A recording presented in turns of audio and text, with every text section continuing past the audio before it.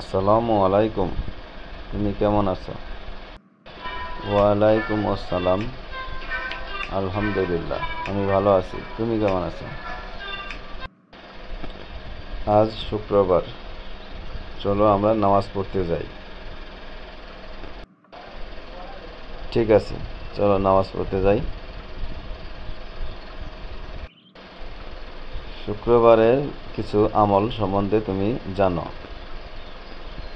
সেটা হলো, সর্বপ্রথম মসজিদে গিয়ে 2 রাকাত নামাজ আদায় করতে হবে। তুমি কি এটা জানো?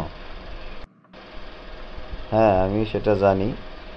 চলো আমরা মসজিদে ঢুকে ওযু করে আগে 2 রাকাত নামাজ পড়ব।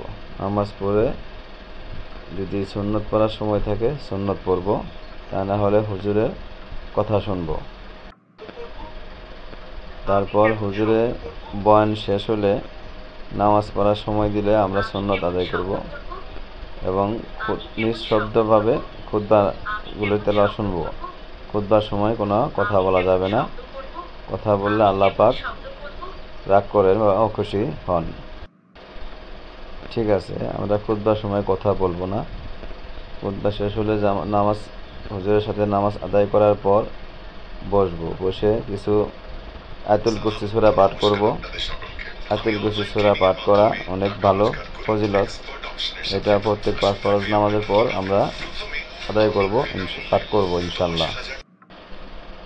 ঠিক আছে, আমরা আয়াতুল কুরসি সূরা পাঠ করার পর হুজুরের সাথে মোনাজাত করব।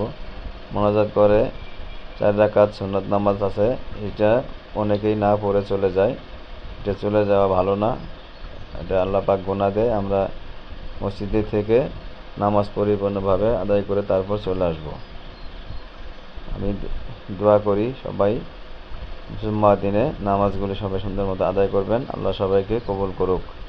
আমরা সবাই বলি আমিন।